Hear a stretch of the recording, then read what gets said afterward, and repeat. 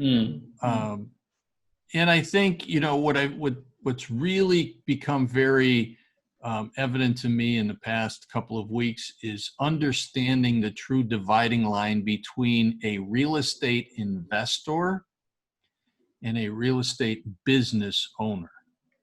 They're two different people. And most people in our business cloud those two different roles. And if you don't have a true division on them,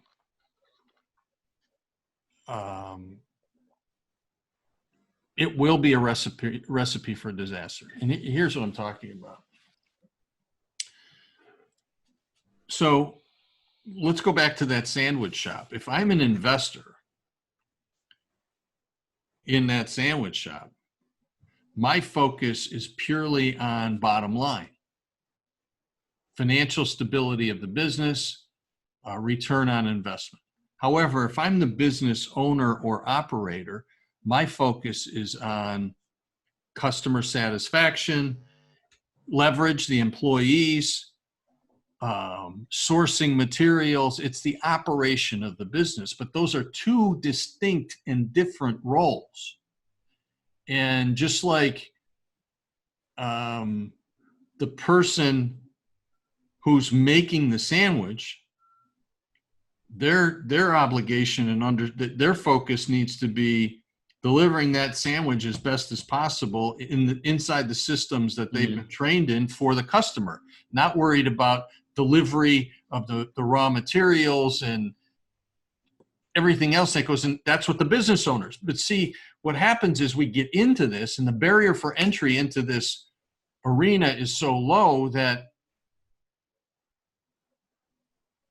the merging of all the roles gets confused and never gets clarified. So there's no clear direction on what am I doing and why am I doing it. There's no clarity. And let's create some clarification for people that maybe, they're not into the terms. How would you describe the investor role, and how would you describe the business owner role or mentality? Okay, so the investor, in my opinion, the investor, their job is purely to focus on the numbers and holding an operator responsible for carrying out the duties.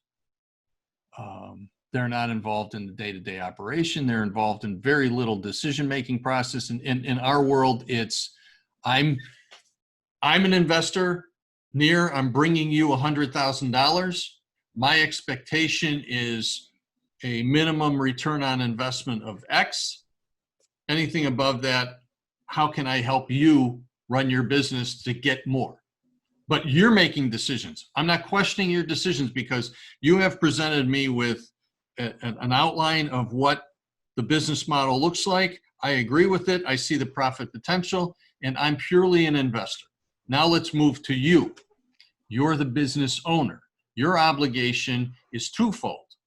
You have to deliver value to the end user, thereby delivering the return on investment to the investor. Okay? So you're the middleman.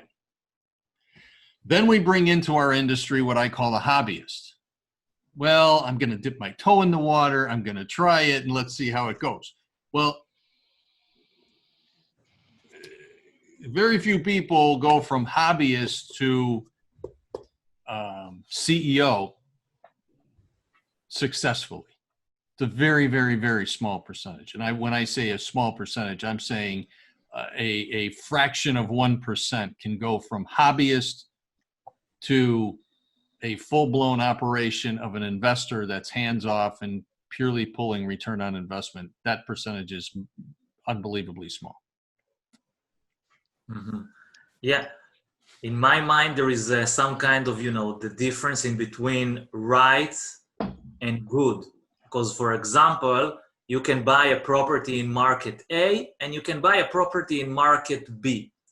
The question in which market to buy is not a question of good or bad. It's a question of right and wrong. It's subjective, you know. It depends on understanding yourself, your targets, risk, etc. On the other side, strategy. yeah, on the other side, in terms of, you know, business owner or operations, the process in which you operate the deal it can be good or bad. If you're doing it in a best practice in market A and B, you can do both of them good. But it doesn't mean that each of them or both of them or any of them are right for you. So when I think about, you know, some kind of distinction in between, let's say, the investor role and the business owner role is, you know, it's not a black and white segregation, but I would say that for sure the questions about good or bad, meaning how to do the things, are in the role of the business owner. And on the eye level, at least knowing where to direct the investment, because there is also subjective consideration into it. You know, what are your other investments? What is your investment strategy? What are your targets for your life? You know, it's subjective. So this is why this is a role of the investor to start with. And there is, you know, maybe in the micro level of right and wrong, which market it's get, you know, in between some kind of a subject for conversation in between CEO and the director. You know, there is the area where we end the stick if it's some kind, you know, a race, you know, one race to another. It's not totally separated. So at least in my mind is as such. And maybe I'll go back to you, Gary, with the question that I get from investors, not directly, but feeling I can be the CEO and I can be the director. What's the problem? Why not? Well, yeah.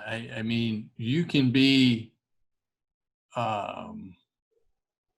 the cook, the waitress, the hostess, the busboy, the bartender, the cocktail. I mean, you can be it all, sure.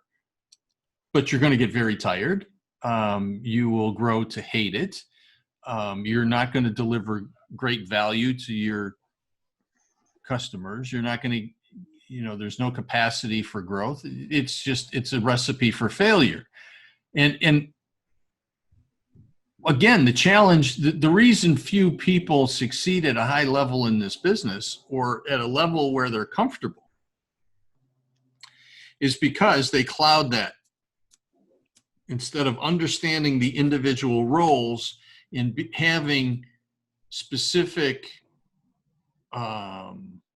focuses and objectives for each,